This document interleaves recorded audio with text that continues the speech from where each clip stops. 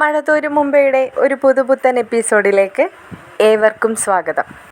ഹരിയെ കാണാനായി ജയിലിലേക്ക് പോയ മനുവും അലീനയും രോഹിത്തും തിരിച്ചെത്തുകയാണ്.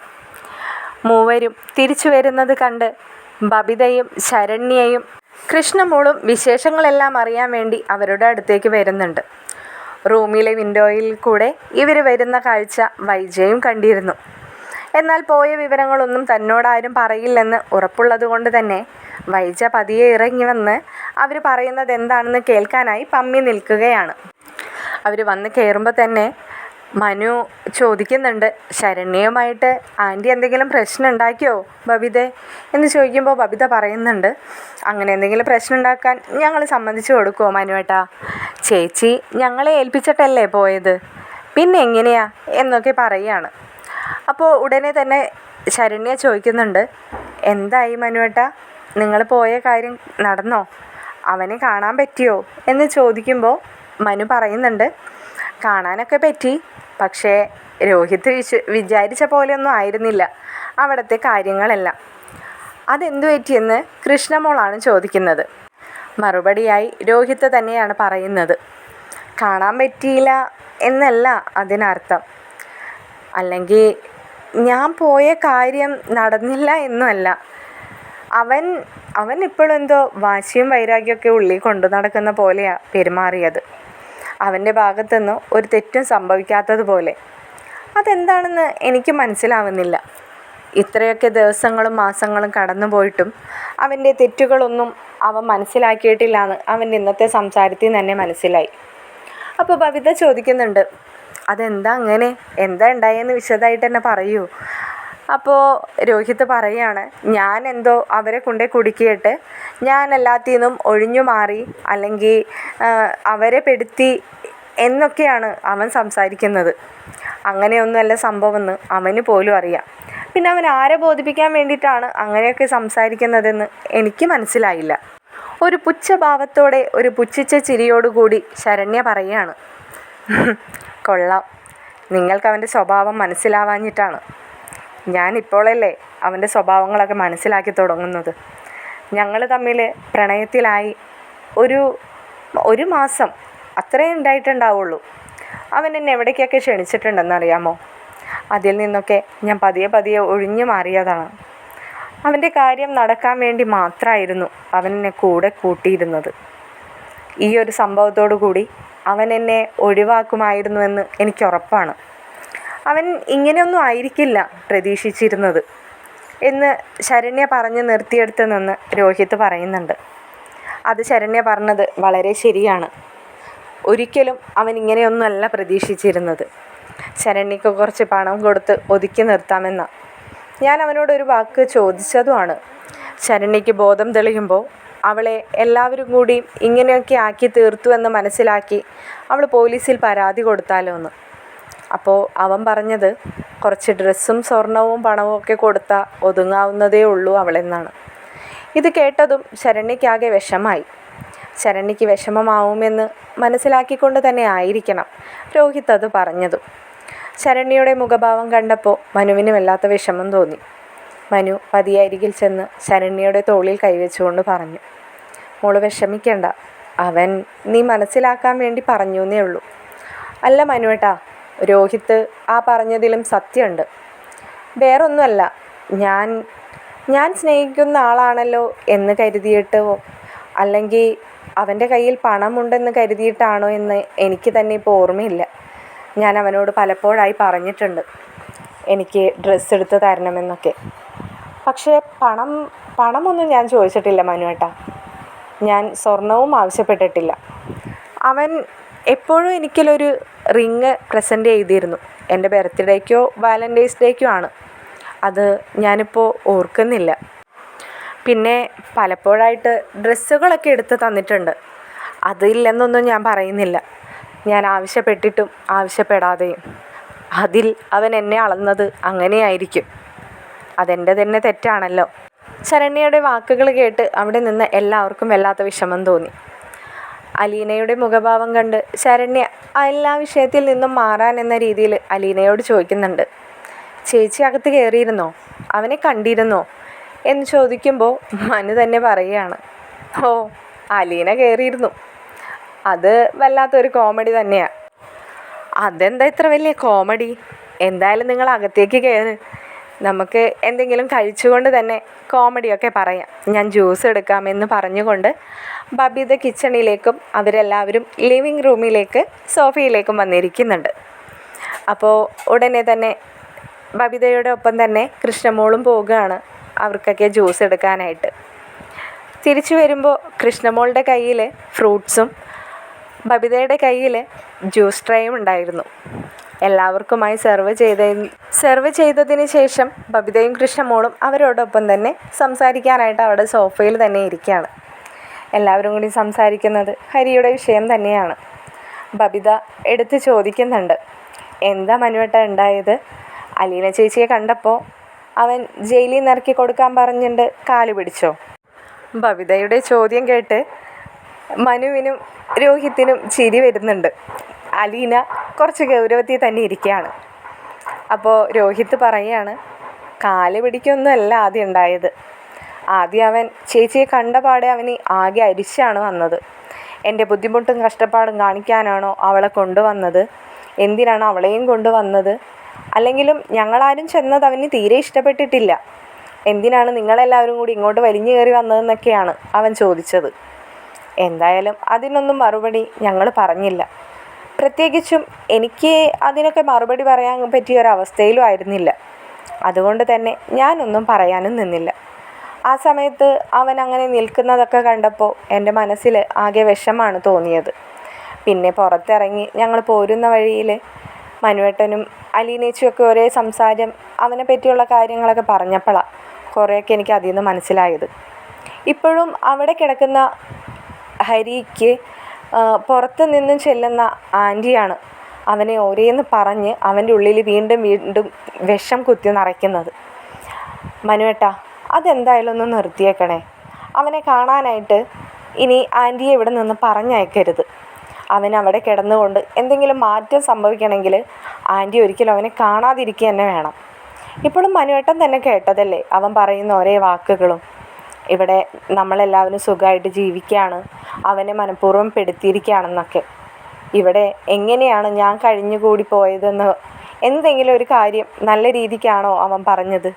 ഇവിടെ വന്നിട്ട് ഞാൻ കുറേ ഭ്രാന്ത് അഭിനയിച്ചു, അത് കഴിഞ്ഞ് കുറേ ചികിത്സ എന്നും പറഞ്ഞുകൊണ്ട് നാട്ടുകാരെ ബോധിപ്പിക്കാനായി കൊണ്ടു നടന്നു.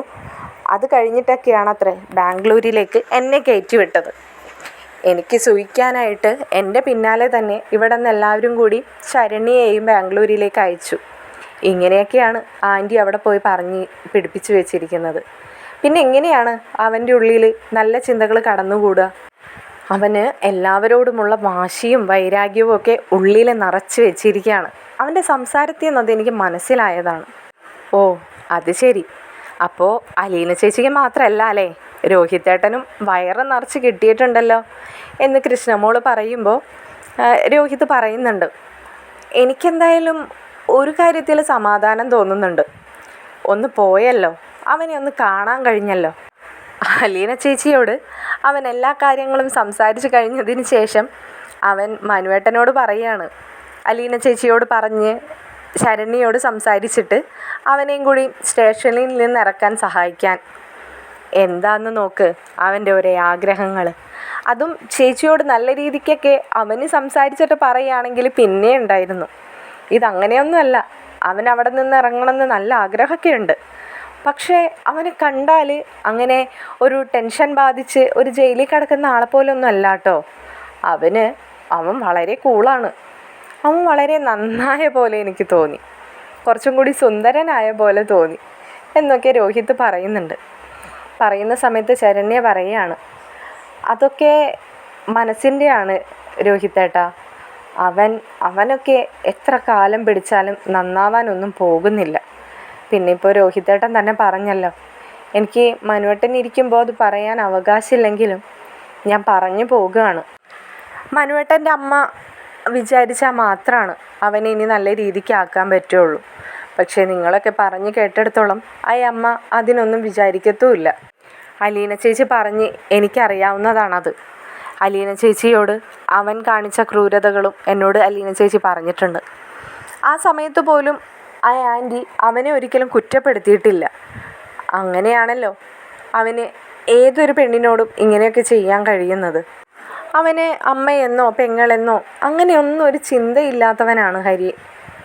അവനെക്കുറിച്ച് കൂടുതലൊന്നും നമ്മൾ സംസാരിക്കാതിരിക്കുന്നതാണ് എന്തുകൊണ്ടും നമ്മൾക്ക് നല്ലത് എന്ന് പറഞ്ഞുകൊണ്ട് ശരണ്യ അവിടെ നിന്നും എഴുന്നേറ്റ് പോവുകയാണ്. ശരണ്യ അവിടെ നിന്ന് എഴുന്നേറ്റ് പോകാൻ നേരത്തെ രോഹിത് പറയുന്നുണ്ട്, ശരണ്യെ പോകല്ലേ, എല്ലാവരും കൂടി ഇരുന്ന് നല്ല രീതിക്കൊക്കെ സംസാരിക്കല്ലേ, നീ മാത്രം അങ്ങനെ പോയാൽ എങ്ങനെയാണ് ശരിയാവുക? ഇല്ല രോഹിത്തേട്ടാ, നിങ്ങൾ സംസാരിക്കേ, ഞാൻ കുറച്ച് കഴിഞ്ഞ് വരാം. വേണ്ട, എവിടെയും പോകണ്ട, ഇവിടെ തന്നെ ഇരുന്നാൽ മതി, ഇനി അവനെക്കുറിച്ചൊന്നും സംസാരിക്കുന്നില്ല എന്ന് പറയുകയാണ്. അപ്പോൾ ഉടനെ തന്നെ മനു അലീനയോടായി ചോദിക്കുന്നുണ്ട്, നീ ഇപ്പോഴും അവൻ്റെ കാര്യം ആലോചിച്ചിരിക്കുകയാണോ? ഏയ് അല്ല മനുവേട്ടാ, ഞാൻ എന്തിനാ അവനെക്കുറിച്ച് ആലോചിക്കുന്നത്? അവനെപ്പോലെ ഒരാളെക്കുറിച്ച് ആലോചിക്കാൻ പോലും എനിക്ക് താല്പര്യമില്ല. പിന്നെ നിങ്ങളൊക്കെ ഇങ്ങനെ ഇരുന്ന് പറഞ്ഞപ്പോൾ ഞാൻ നടന്ന സംഭവങ്ങളൊക്കെ ഇങ്ങനെ ഒന്ന് ആലോചിച്ചു പോയിന്ന് മാത്രം.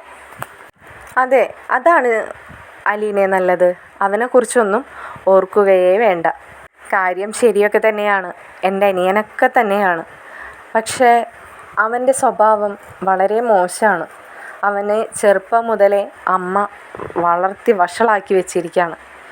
അച്ഛനോട് പോലും ഞാൻ അവനെക്കുറിച്ചിട്ട് അവൻ്റെ ഭാഗത്തു നിന്ന് വരുന്ന തെറ്റുകളൊക്കെ വിളിച്ച് പറയുമ്പോൾ അച്ഛൻ അമ്മയെ വിളിച്ച് ചോദിക്കും.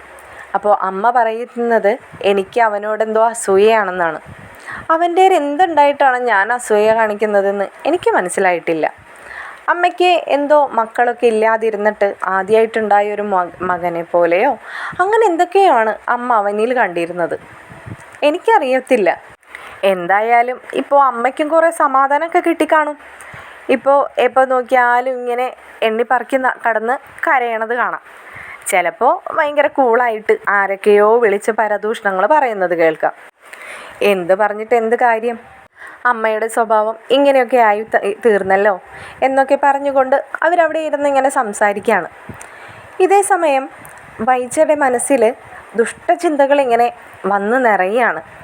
ശരണ്യയെ അവിടെ നിന്നും എങ്ങനെ ഒഴിവാക്കണം എന്ന് മാത്രമാണ് ഇപ്പോൾ വൈജയുടെ മനസ്സിൽ. നാളത്തെ കഴിഞ്ഞാൽ ശരണ്യ പോകുമെന്നുള്ള കാര്യം വൈജയ്ക്ക് അറിഞ്ഞിട്ടാണോ അറിയാഞ്ഞിട്ടാണോ എന്നറിയില്ല. വൈജയ്ക്ക് എങ്ങനെയാണ് അവളെ അവിടെ നിന്ന് പറഞ്ഞയക്കേണ്ടത് എന്ന ചിന്തയാണ്.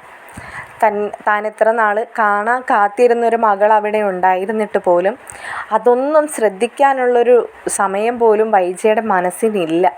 വൈജ മറഞ്ഞു നിന്നുകൊണ്ട് തന്നെ അവർ പറയുന്ന കാര്യങ്ങളൊക്കെ കേട്ടിരുന്നു. അപ്പോൾ തനിക്കറിയേണ്ട കാര്യങ്ങളൊക്കെ ഒളിച്ചു നിന്ന് കേട്ട സ്ഥിതിക്ക് താൻ പതിയെ തൻ്റെ റൂമിലേക്ക് തന്നെ പോയിരിക്കുകയാണ്. അവിടെ ചെന്നിരുന്നു കൊണ്ട് വൈജ ചിന്തിക്കുകയാണ്, ഇപ്പോൾ എന്തിനാണ് എൻ്റെ വീട്ടിൽ വന്നത്? ഈ ദുഷിച്ചവൾ എൻ്റെ വീട്ടിൽ വരുന്നത് എനിക്കിഷ്ടമല്ലെന്ന് എത്ര വട്ടം പറഞ്ഞിട്ടും അവൾ എത്ര ധൈര്യത്തിലാണ് എൻ്റെ വീട്ടിൽ ഇങ്ങനെ കയറി ആ സോഫയിലൊക്കെ ഇങ്ങനെ ഇരിക്കുന്നത് എന്നൊക്കെ ഇങ്ങനെ വല്ലാത്തൊരു ദുഷ്ടചിന്തയാണ്. ഇവൾക്ക് എങ്ങനെ ഞാൻ പണി കൊടുക്കാം, ആരെക്കൊണ്ട് ഇവളെ ഇവിടെ നിറക്കി വിടിയിക്കാം എന്നൊക്കെ ഇങ്ങനെ ആലോചിച്ചിരിക്കുന്ന സമയത്ത് വൈജയ്ക്ക് മനസ്സിലേക്ക് കമലയുടെ രൂപമാണ് തെളിഞ്ഞു വരുന്നത്. കമലയേക്കാൾ വലിയ ഒരാൾ വേണ്ടല്ലോ ഒരാളെ എങ്ങനെ തുരത്താമെന്നതിന്. ഉടനെ തന്നെ ഫോണെടുത്ത് വൈജ കമലയെ വിളിക്കുന്നുണ്ട്. കമലയോട് ആദ്യം നല്ല രീതിയിലൊക്കെ സംസാരിക്കുകയാണ്. എന്തൊക്കെയുണ്ട് കമലയുടെ ഈ വിശേഷങ്ങൾ? പ്രത്യേകിച്ച് വിശേഷങ്ങളൊന്നും ഉണ്ടാവില്ലെന്നറിയാം, എങ്കിലും ഏടത്തിയുടെ വിശേഷങ്ങളൊക്കെ അറിയാൻ വേണ്ടി ഞാൻ വിളിച്ചാണെന്നൊക്കെ പറയുമ്പോൾ പതിവ് പോലെ തന്നെ ഇവിടെ നിന്ന് പുച്ഛഭാവം, അവിടെയും പുച്ഛഭാവം, എങ്കിലും പുറമേ ഭയങ്കര സ്നേഹം. അപ്പോൾ കമല വൈജയോട് പറയുന്നുണ്ട്, വൈജയെ എൻ്റെ അവസ്ഥ വളരെ മോശമായതുകൊണ്ടാണ് ഞാൻ ഈ ഹോസ്പിറ്റലിൽ നിന്നൊക്കെ വന്നിട്ട് നിന്നെ കാണാൻ വരാൻ പറ്റാത്തത്. ഇവിടെ ശിവേട്ടനൊക്കെ പറഞ്ഞ് നിൻ്റെ കാര്യങ്ങളൊക്കെ ഞാൻ അറിയുന്നുണ്ട്. എനിക്കിവിടെ നിന്ന് വീട്ടിൽ നിന്ന് പുറത്തിറങ്ങാൻ പോലും തോന്നുന്നില്ല. എൻ്റെ മകൻ്റെ അവസ്ഥ എന്താണെന്ന് നിനക്കറിയാവുന്നതാണല്ലോ. എനിക്ക് അപ്പോൾ ഒരമ്മ എന്ന നിലയ്ക്ക് എൻ്റെ മാനസികാവസ്ഥ എന്തായിരിക്കുമെന്ന് നിനക്ക് ചിന്തിക്കാവുന്നതാണല്ലോ എന്നൊക്കെ ഇങ്ങനെ പറഞ്ഞുകൊണ്ടിരിക്കുകയാണ് കമല. അപ്പോൾ വൈജ ഒന്നും അറിയാത്ത പോലെ കമലയോട് ചോദിക്കുന്നുണ്ട്, എന്തായി അവൻ്റെ കാര്യം, നമ്മുടെ ഹരിയുടെ കാര്യം എന്തായി? അവൻ ഉടനെ തന്നെ ജയിലിൽ നിന്ന് പുറത്തേക്ക് ഇറങ്ങുമോ, നിങ്ങൾ കേസൊക്കെ നല്ല വക്കീലിനെ വിട്ടല്ലേ ചെയ്യിക്കുന്നതെന്നൊക്കെ ചോദിക്കുകയാണ്. അപ്പോൾ കമല പറയുന്നുണ്ട്, അതേ ഏടത്തി, നമ്മുടെ രോഹിത്തിൻ്റെ വക്കീൽ തന്നെയാണല്ലോ. അത് ഇപ്പോൾ രോഹിത്തിനെ അയാൾ ഇറക്കിക്കൊണ്ട് വന്ന സ്ഥിതിക്ക് ഇനി ഹരിയെ കൂടി ഇറക്കിക്കൊണ്ട് വരാനായിട്ട് ആകെ ഒരു ഓപ്ഷൻ ഉള്ളത് ആ പെൺകുട്ടി മൊഴി മാറ്റി പറയാന്നുള്ളതാണ്. ഏടത്തിക്ക് വൈജയ്ക്ക് അറിയാലോ, ഇനിയിപ്പോൾ നമ്മളെ രോഹിത്തിനെ ഇറക്കിയ പോലെ തന്നെ ആ പെൺകുട്ടി മൊഴി മാറ്റി പറയണം, അല്ലാതെ വേറെ നിവർത്തിയൊന്നുമില്ല എന്നാണ് വക്കീൽ പറയുന്നത്. എന്ത് ചെയ്യാൻ പറ്റും, ഒന്ന് സഹായിക്കാൻ പോലും ഒരാളില്ല ഞങ്ങളെ. നിങ്ങൾ പിന്നെ അലീനയെ വെച്ച് അങ്ങോട്ട് കാര്യങ്ങളൊക്കെ നടത്തി എളുപ്പമാക്കി എടുത്തില്ലേ. എത്ര നിസ്സാരമായിട്ടാണ് രോഹിത്ത് ആ കേസിൽ നിന്നും അങ്ങ് ഊരിപ്പോകുന്നത്. ഇവിടെ ഞാൻ തുടക്കത്തിൽ ഇവരോടൊക്കെ പറഞ്ഞതാണ്, രോഹിത്തിനെ എളുപ്പത്തിൽ തന്നെ അലീന ഊരിക്കൊണ്ട് പോരും, അതിനുള്ള വഴികളാണ് ബാലചന്ദ്രൻ അലീനയെ വിട്ട് ചെയ്യിക്കുന്നതെന്നൊക്കെ. ആര് കേൾക്കാൻ? അലീന ആരാ മോള്? കുബുദ്ധികൾ തല നിറയെ നിറച്ചു വെച്ച് വന്നവളല്ലേ. അവളാ നാശിച്ച കാലി കുടുംബത്ത് വന്ന് കുത്തിയതിന് ശേഷം എൻ്റെയോ നിൻ്റെയോ കുടുംബത്തിന് എന്തെങ്കിലും ഒരു സ്വസ്ഥത ഉണ്ടായിട്ടുണ്ടോ? നീ എപ്പോഴെങ്കിലും അതിനെപ്പറ്റി ചിന്തിച്ച് നോക്കിയിട്ടുണ്ടോ? നിനക്കറിയാവുന്നതല്ലേ, ഞാൻ എന്ത് പറയാൻ എന്നൊക്കെ കമല പറയുമ്പോൾ പതിവ് പോലെയല്ല വൈജയ്ക്ക് അതൊന്നും ഒട്ടും ഇഷ്ടപ്പെടുന്നില്ല. കാരണം തൻ്റെ മകളെ ഏതൊരാളും കുറ്റം പറയുന്നത് ഒരമ്മയ്ക്കും സഹിക്കില്ലല്ലോ. അതേപോലെ തന്നെ പതിവ് പോലെയല്ല കാര്യങ്ങളെന്ന് കമലയ്ക്ക് മനസ്സിലാവുന്നില്ല. അലീന അങ്ങനത്തോള് ഇങ്ങനത്തോള് നശിച്ചോള് മുടിക്കാനുണ്ടായവളെന്നൊക്കെ പറയുമ്പോൾ പെട്ടെന്നിങ്ങനെ വൈജയ്ക്ക് സങ്കടം സഹിക്കാൻ വയ്യാതെ വൈജ പെട്ടെന്നിങ്ങനെ അലറിക്കൊണ്ട് പറയുന്നുണ്ട്, നിർത്തിയടത്തി, മതി അവളെ കുറ്റം പറഞ്ഞത്. വൈജയുടെ വാക്കുകൾ കേട്ടിട്ട് കമല ഞെട്ടിപ്പോവാണ്. ഇതെന്താ ഇവളിങ്ങനെ പറയുന്നത്? സാധാരണ ഞാനൊന്ന് തിരി കൊളുത്തി വിട്ടാൽ അവിടെ നിന്ന് അങ്ങോട്ട് മാലപ്പടക്കം പോലെ പൊട്ടിച്ച് ഇങ്ങനെ അലീനയുടെ കുറ്റങ്ങൾ പറയുന്നവളാ. ഇപ്പോൾ ഇങ്ങനെയൊക്കെ ആയോ എന്ന് കമല ഇങ്ങനെ മനസ്സിലിട്ട് ഇങ്ങനെ കുറച്ച് ചിന്തിച്ചു കൊണ്ടിരിക്കുന്ന സമയത്ത് വൈജയ്ക്കും തോന്നുകയാണ് താൻ പെട്ടെന്നായി പോയല്ലോ പൊട്ടിത്തെറിച്ച് പറഞ്ഞതെന്ന്. വൈജ ഉടനെ തന്നെ പറയുന്നുണ്ട്, എൻ്റെ പൊന്നേടത്തി, ഞാനിപ്പോൾ തൽക്കാലം അവളുടെ കുറ്റം പറയാനും കേൾക്കാനും വിളിച്ചതല്ല. ഏടത്തി ഇങ്ങനെ പറഞ്ഞുകൊണ്ട് പോണ സമയത്ത് ഞാൻ പെട്ടെന്ന് അങ്ങനെ പറഞ്ഞു പോയതാണ്. അപ്പോഴാണ് കമലയ്ക്ക് ഒരു സമാധാനമായത്. അപ്പോൾ കമല ഇങ്ങനെ ചിന്തിക്കുകയാണ്, ഓ ഞാനും വല്ലാണ്ടായിപ്പോയി, ഞാൻ ഇത്രയൊക്കെ പറഞ്ഞപ്പോഴേ നീ എന്തിനാ ഇങ്ങനെ ചൂടായി എന്നാണ് ഞാനും ആലോചിച്ചത്. അതെന്തായാലും ഏടത്തി വിട്. ഞാനിപ്പോൾ ഏടത്തിയെ വിളിച്ചതേ ഒരു പ്രധാനപ്പെട്ട കാര്യം പറയാനാ. എന്താ വൈജേ പ്രധാനപ്പെട്ട കാര്യം? നീ പറഞ്ഞോ. ഏടത്തി, ഇവിടെ നിന്ന് ഒരു സംഭവം ഉണ്ടായി. എന്ത് സംഭവം? ഇവിടെ നിന്ന് ഹരിയെ കാണാനായിട്ട് മനുവും രോഹിത്തും അലീനയും കൂടിയും പോയിരുന്നു. ഓ, ആ കഥ എനിക്ക് അറിയാവുന്നതാണ് വൈജേ. ഇന്നലെ ഇവിടെ അതിൻ്റെ പൊട്ടിത്തെറി കുറച്ചുണ്ടായതാ.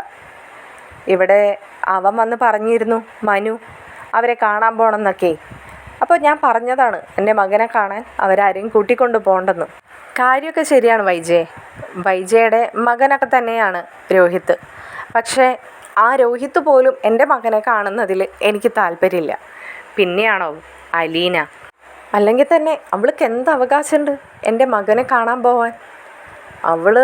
അവളൊരു ദുഷിച്ച പെണ്ണല്ലേ. എൻ്റെ മകനെ കാണാൻ നടക്കുന്നു. അവളാണ് എല്ലാത്തിൻ്റെയും ആണിക്കല്ല്. എൻ്റെ പൊന്ന് കമലടത്തി, എനിക്ക് പറയാനുള്ളതെങ്കിലും എന്നെക്കൊണ്ടൊന്ന് പറയിപ്പിക്കേ. അതിനിടയിൽ വീണ്ടും ഈ അലീനയുടെ കേസ് പിടിച്ച് വലിക്കാതെ. എന്താണ് വൈജേ, നീ കാര്യം പറ. ഇവിടെ രോഹിത്ത് വന്നിട്ടുണ്ട്. രോഹിത്ത് ഇന്നലെയാണ് വന്നത്. രോഹിത്ത് വരുന്നതിന് മുമ്പായിട്ട് തന്നെ അതിൻ്റെ തലേ ദിവസം ഇവിടെ നമ്മുടെ ബാലചന്ദ്രൻ പോയി അലീനയെയും കൊണ്ടുവന്നിരുന്നു. എന്നിട്ട് അലീനയും ബാലചന്ദ്രനും കൂടിയും പോയിട്ടാണ് രോഹിത്തിനെ റെയിൽവേ സ്റ്റേഷനിൽ നിന്ന് പിക്ക് ചെയ്യാൻ പോയത്. ഇവിടെ നിന്ന് പോകുന്നത് വരെയും ഇവർ തമ്മിലുള്ള സംഭാഷണത്തിൽ എനിക്കൊരു വ്യത്യാസമോ അല്ലെങ്കിൽ അവൻ്റെ കൂടെ ആരെങ്കിലും വരുന്നുണ്ടെന്നോ ഒന്നും എനിക്ക് തോന്നിയിരുന്നില്ല. പിന്നെ ഇവൻ വരുന്നെന്ന് അറിഞ്ഞപ്പോൾ തുടങ്ങി എനിക്കിവനെ കാണാനായിട്ടുള്ളൊരു ഇങ്ങനെ ഒരു സന്തോഷത്തിലിരിക്കുകയായിരുന്നു ഇടത്തി ഞാൻ. പക്ഷേ ഇവൻ വരുന്ന കാറ് കണ്ട് ഞാൻ ഇവൻ്റെ അടുത്തേക്ക് നടന്നെടുക്കുമ്പോഴാണ് കാറിൽ നിന്നും എന്നെ അങ്ങോട്ട് അരിശം കൊള്ളിക്കുന്ന രീതിയിൽ ഒരാൾ ഇറങ്ങി വരുന്നത് കാണുന്നത്.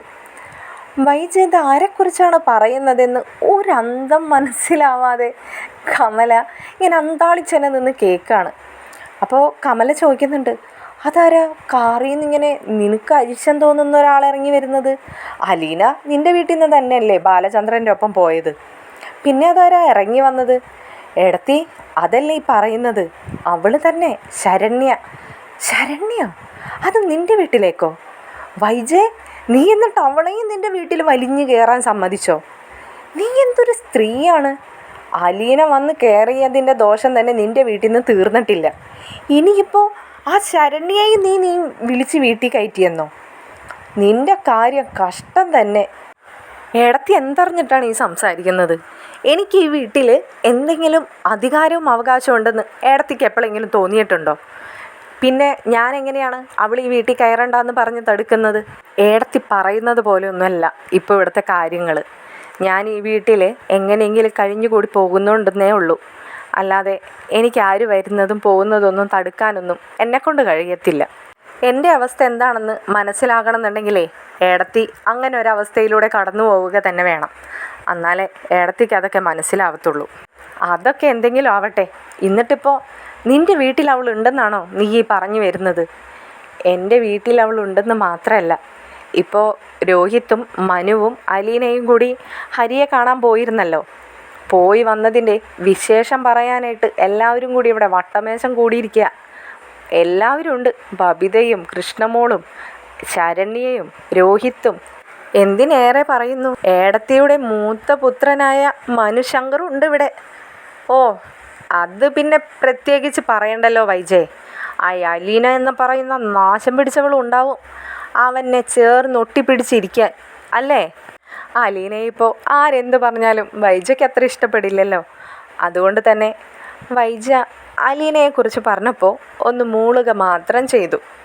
വൈജ ഇപ്പോൾ കമലയെ വിളിച്ചിരിക്കുന്നത് മറ്റൊരു കുത്തിത്തിരിപ്പ് ഉണ്ടാക്കാനാണല്ലോ. അതുകൊണ്ട് തന്നെ അതിലാണ് വൈജയുടെ കോൺസെൻട്രേഷൻ. വൈജ വീണ്ടും തുടർന്നു, എടത്തി, ഇപ്പോൾ എനിക്ക് അവളോട് കൂടുതലൊന്നും പറയാൻ പറ്റാത്ത സിറ്റുവേഷനാണ്. അതിപ്പോൾ കുറച്ച് മുമ്പ് എടത്തി പറഞ്ഞത് തന്നെയാണ് കാരണം. അതെന്ത് കാരണം? അല്ല, എടത്തി പറഞ്ഞില്ലേ അവളെ കൊണ്ടാണ് എൻ്റെ മകൻ രക്ഷപ്പെട്ടതെന്ന്. അത് അലീന പറഞ്ഞിട്ടാണെങ്കിലും അല്ലെങ്കിലും എടത്തി പറയുന്നതൊക്കെ ശരി തന്നെയാണ്. അവളന്ന് കോടതിയിൽ മൊഴി മാറ്റി പറഞ്ഞതുകൊണ്ടാണ് ഇപ്പോൾ രോഹിത്ത് ജയിലിൽ നിന്ന് ഇറങ്ങിയതും. അതിപ്പോൾ ഇറങ്ങിയതിന് ശേഷം അവൻ ഒരുപാട് സ്ട്രഗിൾ ചെയ്തു ഈ സിറ്റുവേഷൻ വരെ എത്തിപ്പെടാൻ. അവനൊരു പ്രാന്തനെ പോലെ ആയിരുന്നു എടത്തി ഇവിടെ കഴിഞ്ഞുകൂടി പോയത്. അതൊക്കെ ഞാൻ കണ്ടില്ലെങ്കിലും ബബിതയും കൃഷ്ണമോളും പറഞ്ഞും ഇവിടെ അമ്മയുണ്ടല്ലോ, അമ്മ പറഞ്ഞും ഞാനെല്ലാം അറിഞ്ഞിരുന്നു. അതിൽ നിന്നൊക്കെ കരകയറി വന്നത് അലീനയും കൂടി ശ്രമിച്ചിട്ട് തന്നെയാണ് കേട്ടോ. ആ, മനസ്സിലാവുന്നുണ്ട് വൈജയ്. നിനക്ക് അലീന എന്ന് പറയുന്നിടത്ത് ഇപ്പോൾ വല്ലാത്തൊരു തണുപ്പൊക്കെ ഉണ്ട്. ഞാനത് കുറച്ച് സമയമായി ശ്രദ്ധിക്കുന്നു. ആ, അതെന്തെങ്കിലും ആവട്ടെ, അതൊക്കെ നമുക്ക് ഇനി വരുന്നിടത്ത് വെച്ച് കാണാം. ഞാനും അവിടെ നിന്നൊക്കെ കുറച്ചൊക്കെ കേൾക്കുന്നുണ്ട്. പൂർണ്ണമായതിന് ശേഷം നിന്നെ ഞാൻ വിളിക്കുന്നുമുണ്ട്. എന്തായാലും നീ ഇത് പറ. അതിനിടയിലൂടെ തന്നെ കമല വൈജയ്ക്കിട്ടൊരു കുത്തും കൊടുത്തിട്ടാണ് തുടർന്നുള്ള സംഭാഷണം. വൈജ അത് ശ്രദ്ധിക്കാത്തതെന്ന വണ്ണം വീണ്ടും പറഞ്ഞു, എടത്തി, ഞാനിപ്പോൾ എനിക്ക് പറ്റാത്തൊരു അവസരം എടത്തിക്ക് തരട്ടെ. അപ്പോൾ കമല അതെന്താണെന്നുള്ള ഭാവത്തിൽ വൈജ പറയുന്നത് കേൾക്കാനായി വെയിറ്റ് ചെയ്ത് തന്നെ ഇരിക്കുകയാണ്. അപ്പോൾ വൈജ പറയാണ്, എടത്തി, എനിക്കിപ്പോൾ അവളെ ഇവിടെ നിന്ന് ഇറക്കി വിടാൻ കുറച്ച് ബുദ്ധിമുട്ടുണ്ട്. പക്ഷേ ഏടത്തി ഇവിടെ വന്ന് ഒന്ന് പെരുമാറേണ്ട രീതിയിൽ അവളെ ഒന്ന് പെരുമാറിയാലേ അവൾ താനെ ഇവിടെ നിന്ന് ഇറങ്ങിക്കിട്ടും. ഓ, എൻ്റെ തലയിലിരിക്കട്ടെ എന്ന്. കൊള്ളാ വൈജയ്, നീ ആള്. നീ എന്തൊക്കെ സംഭവിച്ചാലും നിൻ്റെ മനസ്സിലാ ദുഷിപ്പ് എവിടേക്കും പോവത്തില്ലല്ലോ. എടത്തി എൻ്റെ ദുഷിപ്പ് പറയാതെ ഞാൻ പറയുന്നതിൽ കാര്യമുണ്ടോ ഇല്ലയോ എന്ന് ശ്രദ്ധിച്ചൊന്ന് കേൾക്ക്. വൈജ പറയുന്നത് എന്താണെന്ന് ശ്രദ്ധിച്ച് കേൾക്കുക തന്നെ ചെയ്യാമെന്ന് മനസ്സിൽ തോന്നുകയാണ് കമലയ്ക്കും. കമല പറയുന്നുണ്ട്, നീ പറയ്, എന്താന്ന് ഞാനൊന്ന് കേൾക്കട്ടെ. എടത്തിക്ക് നല്ലൊരു കാര്യം കൂടി തന്നെയാണ് ഞാൻ ഈ പറയുന്നത്. ഇപ്പോൾ മനുശങ്കറും കൂടി അവളെ സ്വന്തം സഹോദരനായി അങ്ങ് മാറിയിരിക്കുകയല്ലേ. സഹോദരിമാരില്ലാത്ത മനുശങ്കർ ശരണ്യെ അങ്ങ് ദത്തെടുത്തിരിക്കുക. സഹോദരിമാരില്ലാന്നോ? അതെന്ത് വർത്താനാ വൈജയ പറയുന്നത്? അപ്പം എനിക്കൊരു മകളുള്ളതോ? അല്ലേടത്തി, അവൻ്റെ ഭാവം അങ്ങനെയാണെന്നാണ് ഞാൻ പറഞ്ഞത്. ഓ അങ്ങനെ. ഏടത്തി, ഞാൻ പറയുന്നതേ, ഏടത്തി ഇങ്ങ് വായോ. അവളുടെ ഒന്ന് കൈയും കാലുമൊക്കെ ഒന്ന് പിടിച്ച് നോക്കാം ആദ്യം. അവളോട് മകനെ ഒന്ന് ഇറക്കാൻ സഹായിച്ചു തരുമോ എന്നൊക്കെ ചോദിക്കേ. ചിലപ്പോൾ ഒരമ്മ വന്ന് പറഞ്ഞ് കരയുന്നത് കാണുമ്പോൾ അവളുടെ മനസ്സൊന്ന് മാറിയാലോ. ഏടത്തിക്ക് അത് ഉപകാരപ്പെടുകയും ചെയ്യും. അവളുടെ മനസ്സ് മാറിയ ഏടത്തിക്ക് ഏടത്തിയുടെ മകനെ തിരിച്ചു കിട്ടില്ലേ, രോഹിത് ഇറങ്ങി വന്ന പോലെ തന്നെ. അതല്ല, ഏടത്തിയോട് അവൾ വല്ല ക്രൂരമായ വാക്കുകൾ പറയുകയാണെന്നുണ്ടെങ്കിൽ ഏടത്തി നല്ലതങ്ങോട്ട് പറഞ്ഞു അവളെ. വേണമെങ്കിൽ ഒന്ന് അടിക്കുകയും ചെയ്തോ ഏടത്തി. ആ സമയത്ത് വേണമെങ്കിൽ ഞാനും ഏടത്തിയുടെ കൂടെ നിൽക്കാം. കാരണം എൻ്റെ ആങ്ങളുടെ ഭാര്യയല്ലേ എൻ്റെ വീട്ടിൽ കയറി വന്നവൾ വർത്താനം പറയുന്നത്. അപ്പോൾ ഏടത്തിയുടെ ഭാഗത്ത് നിൽക്കാൻ എനിക്കും ന്യായമുണ്ട്. ഹരിയെ ഇറക്കാനായി സഹായിക്കുമെന്ന പ്രതീക്ഷ, അല്ലെങ്കിൽ വൈജ പറഞ്ഞ ആ വാക്കിൽ കമല വീണു പോവുകയാണ്. ഹരിയെ ഇറക്കിക്കൊണ്ട് വരാൻ ആരൊക്കെ വിചാരിച്ചിട്ടും നടക്കുന്നില്ലല്ലോ. വക്കീൽ പോലും കൈയൊഴിഞ്ഞ് നിൽക്കുകയാണ്. അപ്പോൾ കമല ഒന്നും മിണ്ടാതെ നിൽക്കുന്ന കണ്ടപ്പോൾ വൈജ വീണ്ടും ചോദിക്കുന്നുണ്ട്, ഏടത്തിക്ക് എന്ത് തോന്നുന്നു ഞാൻ പറഞ്ഞതിനോട്? അല്ല വൈജേ, നീ പറയുന്നതിൽ കാര്യമൊക്കെ ഉണ്ട്. പക്ഷെ അവിടെ ഞാൻ വന്നാൽ ശരിയാവോ? ബാലചന്ദ്രന് എന്നെ കാണുന്നതേ അരിച്ചാണ്. അതിനിവിടെ ബാലചന്ദ്രനൊന്നും ഇല്ല ഏടത്തി. അവിടെ മനു ഉണ്ടല്ലോ. ഏടത്തിയോട് ഇപ്പം തന്നെ ഇങ്ങ് വരാനല്ല ഞാൻ പറയുന്നത്. മനു പോയതിന് ശേഷം ഞാൻ ഏടത്തിയെ വിളിക്കാം. അവനിവിടെ ഇരുന്ന് പറയുന്നത് കേട്ടു അവൻ എറണാകുളത്ത് ജോലി സ്ഥലത്തേക്ക് പോവുകയാണെന്ന്. ഏടത്തി ആ സമയത്ത് വന്നാൽ മതി. അപ്പോൾ പിന്നെ കുഴപ്പമില്ലല്ലോ. ഏടത്തിക്ക് വിശദമായിട്ട് തന്നെ അവളെ കണ്ട് സംസാരിക്കുകയും ചെയ്യാം. വൈജേ, നിൻ്റെ വാക്ക് കേട്ട് ഞാൻ വന്നിട്ട് വേറെ എന്തെങ്കിലും പ്രശ്നം ഉണ്ടാവുമോ അവിടെ? വേറെ എന്ത് പ്രശ്നം ഉണ്ടാവാൻ ഏടത്തി? മനുവും ബാലചന്ദ്രനും എന്തായാലും ഇല്ല. ഏടത്തിയുടെ മകൻ്റെ കാര്യം പറയാനായി വരുന്നു, കാണുന്നു, സംസാരിക്കുന്നു. പിന്നെ അവളുടെ സംസാരം ഇഷ്ടപ്പെടാതെ ആയപ്പോൾ ഏടത്തി തിരിച്ച് മറുപടി പറയുന്നു. അതിനപ്പുറത്തേക്ക് ഇവിടെ ഒന്നും സംഭവിക്കുന്നില്ലല്ലോ. കമല പൂർണ്ണമായും വൈജയ്ക്ക് വാക്ക് കൊടുക്കുകയാണ്. താൻ വരാമെന്നും അവളെ വന്ന് കണ്ട് സംസാരിക്കാമെന്നും. അപ്പോൾ വൈജയും കമലയ്ക്ക് ഉറപ്പ് കൊടുക്കുകയാണ്. മനു ഇവിടെ നിന്നും ഇറങ്ങിയ ഉടനെ തന്നെ ഏടത്തിയെ ഞാൻ വിളിക്കാം, ഏടത്തി പെട്ടെന്ന് തന്നെ ഇങ്ങെത്തിയേക്കണം എന്ന് പറഞ്ഞുകൊണ്ട്. അവരുടെ ഉദ്ദേശം നടക്കുമോ ഇല്ലയോ എന്ന് നമുക്ക് അടുത്ത വീഡിയോയിലൂടെ കാണാം. തുടർന്നുള്ള എപ്പിസോഡുമായി ഉടൻ തന്നെ വരുന്നതായിരിക്കും. നിങ്ങൾക്ക് ഈ ചാനലും വീഡിയോസും ഇഷ്ടപ്പെടുന്നുണ്ടെങ്കിൽ വീഡിയോസ് ലൈക്ക് ചെയ്യാനും ചാനൽ സബ്സ്ക്രൈബ് ചെയ്യാനും അഭിപ്രായങ്ങൾ കമൻറ്റിൽ അറിയിക്കാനും മറക്കരുതേ. ശുഭരാത്രി.